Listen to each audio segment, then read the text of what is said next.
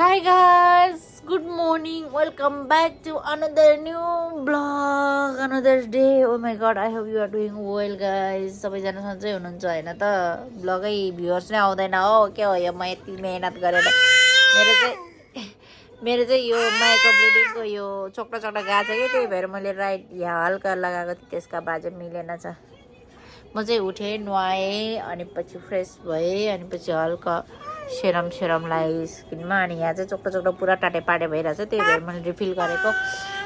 So guys आज चाहिँ I'm गन्न कुक फिस करी बनाउँछु in my style. So keep watching. अनि पछि भिडियो कहाँदेखि हेर्दै हुनुहुन्छ यसो कमेन्ट पनि गर्दै गर्नु। Please do subscribe my YouTube channel. Please let's support each other guys. So love you, let's go kitchen. Hi guys, यो मेरो सुरु भयो अनदर डेको है, नेक्स्ट डे मर्निङ म उठेँ, पानी तताएर पिएँ, कफी होइन, मैले चाहिँ चिया पिएँ, हस्बेन्डले चाहिँ कफी पिउनु भयो।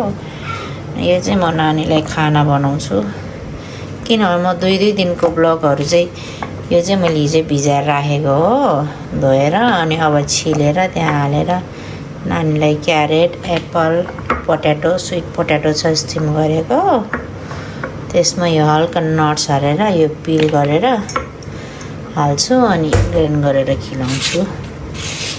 अनि म आज के बनाउँछु तपाईँहरूलाई देखाउँछु। Keep watching. म चाहिँ 2 दिनको ब्लग एडिट गर्दै कतै गएन भने ब्लग सर्ट हुन्छ नि त, त्यही खाना बनाउनु खानु त हुन्छ, अरू त सुत्ने बस्ने त काम हो। यसलाई पिल गर्नुपर्छ के, म पिल गर्छु यसलाई, किनभने मेरो एउटा हातले चल्दैन अहिले। म चाहिँ डेट्सलाई नि पिल गरेर हाल्छु कि, अनि ग्राइन्ड गरेर खुवाउँछु कि। त्यतिको खाना मान्दैन मेरो नानीले चाहिँ, योहरू त नदेखाएको भए हुन्थ्यो, तर मैले पोस्ट गरेँ guys. Keep watching everyone. Guys आज म breakfast for my husband, my baby,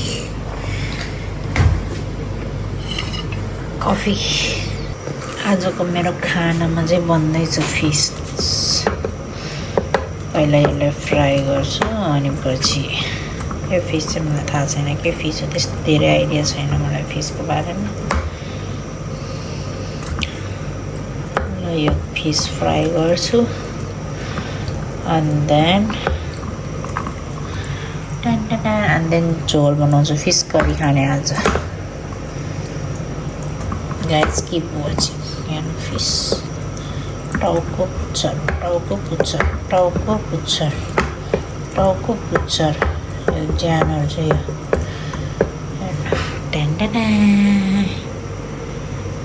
तताउने तेल तात्दै छ। अनि पछि यहाँ ग्यास अलि स्लो फ्लेम गरौँ, डर लाग्छ क्या।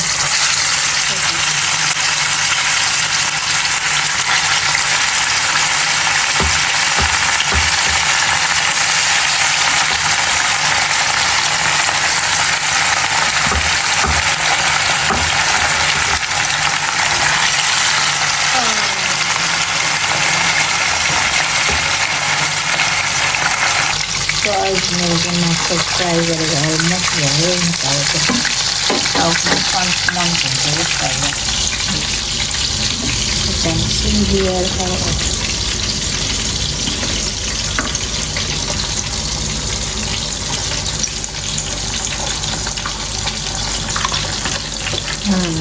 not bad.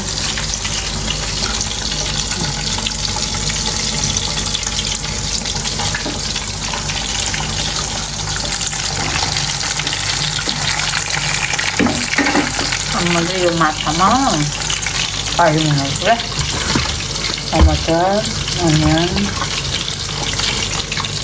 हरियो खोर्सानी, लेमन, धनिया कट फिस करी बनाउँछु।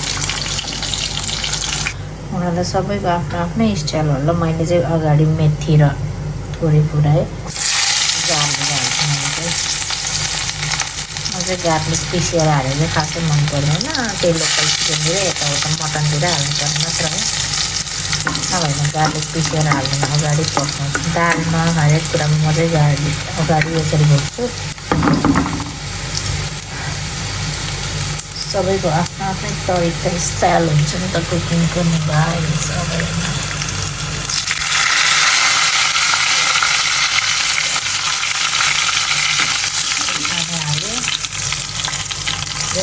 पट्किन्छ कि त्यही डर छ मलाई रातो हुनु अगाडि पट्केर भनेर अनि प्याज चाहिँ अलि धेरै हाल्छु कि म किनभने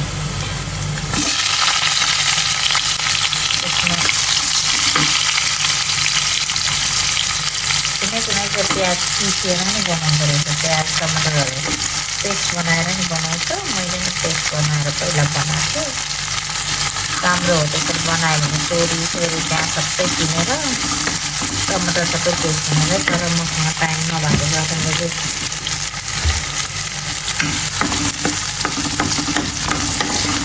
एकछिन हस्पिटलतिर जानुपर्ने हेरेर चाहिँ अलिक छिटो गर्नलाई मैले सबै यसरी बनाएको एकछिन नगरम भने नहुने बचेको हिजोको बचेको आजसम्म खायो भोलि पर्सिसम्म त्यही बचेको खानेकुरो भएन मेरो मोबाइल मैले प्याज रातो हुने गरी धेरै प्याजसँग ऊ पनि हालेँ हरिको खाने किन्छ यो हरिको खाना अलिक स्पाइसी अनि टमाटर हाल्छौँ ठिकै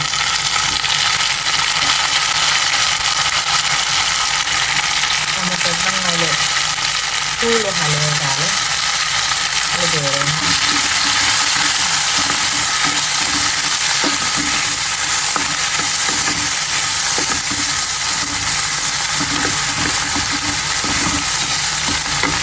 टमाटर हालेपछि म हाल्छु हल्का नुन अझै फिस फ्राई गर्दा पनि हालेको त्यही भएर एकदम लेस हाल्छु अनि त्यसपछि बेसार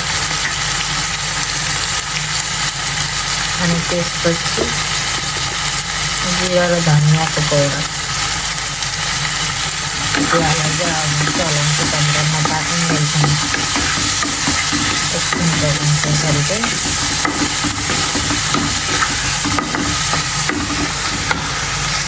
मेरो झोलको लागि पेस्ट यहीँ भइहाल्यो टमाटर समटरको मसला हालेँ सबै अनि पछि अब झोल हाल्छु हल्का बाक्लै भयो कि मैले चाहिँ हल्का पिठो हालेको थिएँ कि त्यो पिठो मकैको पिठो अलिक बाक्लो आओस् भनेर अलिक धेरै बाक्लो आएछ त्यसका बाद चाहिँ अब एकछिनमा झोल is almost done. Now I will add some fish masala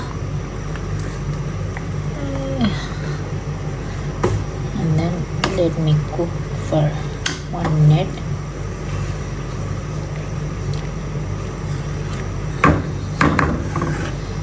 अब म हाल्छु फिस चाहिँ म 1-2 पिस चाहिँ खान नि राख्छु फ्राई खान नि राख्छु धेरै हालेन यति मात्र हालेँ झोल 2-4 पिस फ्राई 2-4 पिस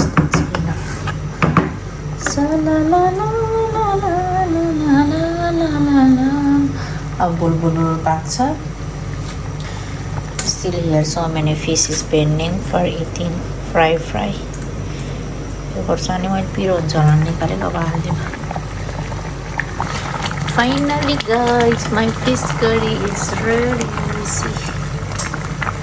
wow लाजवाब looks deliciousness even fry also see wow हेर्दै खानु लाग्यो अब म यसमा एड गर्छु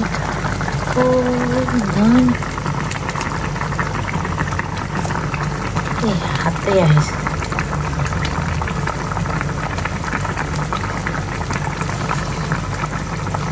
ल गाइस मेरो फिस करी चाहिँ रेडी भयो है त खाने भयो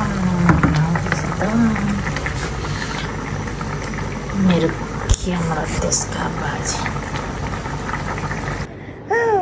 गाइस म चाहिँ हल्का हस्पिटल जाने काम थियो त्यही भएर अब चाहिँ रेडी हुने मेरो चाहिँ यो सबै निस्किँदै छ क्या मेरो लिपस्टिक हेर्नु न यहाँ